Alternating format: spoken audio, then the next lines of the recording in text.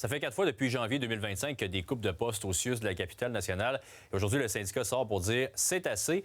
J'en parle avec le président du syndicat des professionnels techniciens et techniciennes en santé et services sociaux à la CSN, Xavier Isabelle. Bonsoir, M. Isabelle. Bonsoir, merci. Qu'est-ce que vous reprochez concrètement au gouvernement?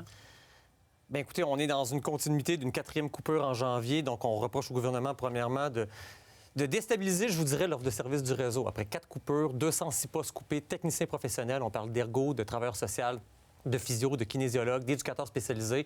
C'est des coupures directes à la population. C'est des services qui sont affectés. Ça n'a pas de bon sens. Il faut qu'on arrête ça. Santé Québec, est-ce que c'est l'éléphant dans la pièce? Est-ce que c'est depuis Santé Québec que vous sentez que c'est pire la situation? Santé Québec est arrivé le 1er décembre 2024. Au 1er janvier 2025, on avait déjà des premières vagues annoncées. Ça s'est poursuivi pendant toute l'année 2025. On peut déjà dire que pour le moment, l'orientation de Santé Québec, c'est une performance financière. On veut couper, on veut serrer la vis, on veut saigner le réseau. Je ne sais pas où est-ce qu'on s'en va avec ça, mais clairement qu'on n'est pas dans la bonne direction. Ça doit avoir un impact sur les travailleurs, travailleuses? Écoutez, c'est sûr que ça a un impact. Ici, on est vraiment... On parle de professionnels puis de techniciens qui travaillent avec des clientèles vulnérables. On parle d'enfants, de personnes âgées, en santé mentale, en déficience intellectuelle. Quand ces coupures-là affectent nos usagers, on est très loin d'une offre de service de qualité. On est loin des attentes, de la mission, de ce que les salariés, les professionnels se donnent quand ils veulent offrir des soins. Fait que, oui, c'est très dommageable. La direction que prend le gouvernement, par exemple, est assez claire. On va vers des coupes de postes dans le secteur public. Ils vont vous répondre que c'est nécessaire, qu'on n'a pas le choix. Qu'est-ce qu'on fait pour ménager la chèvre et le chou, là? Il faudrait arrêter déjà de voir le système de santé comme une entreprise. Hein? On n'est pas dans un lean management ici. C'est pas l'opération Toyota. L'objectif ici, c'est pas de faire des économies sur la santé des gens.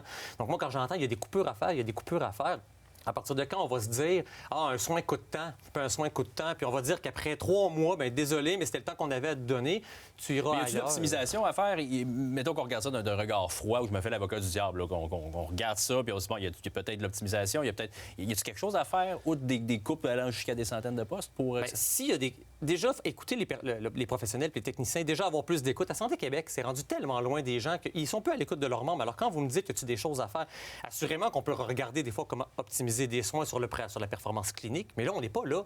Si vous voulez vraiment influencer la performance clinique, interrogez les professionnels, mettez-les dans les rencontres, invitez-les dans les réflexions. Mais là, en ce moment, on est vraiment dans du top-down. On n'est pas dans de la consultation puis de la réorganisation. On est purement dans des coupures. Puis ça force les établissements à prendre des décisions puis à dire à des professionnels, des techniciens, des remplacements, vous allez maintenant arrêter et cesser de donner ce service-là. Et les caseloads, bien, il y a des gens qui se ramassent dans des coupures, il y a des gens qui se ramassent en surcharge parce que ces clients-là, il faut que quelqu'un s'en occupe. Xavier Isabelle, merci de passer nous voir au studio. Bien, merci à vous. Au plaisir, bonne soirée. Au plaisir.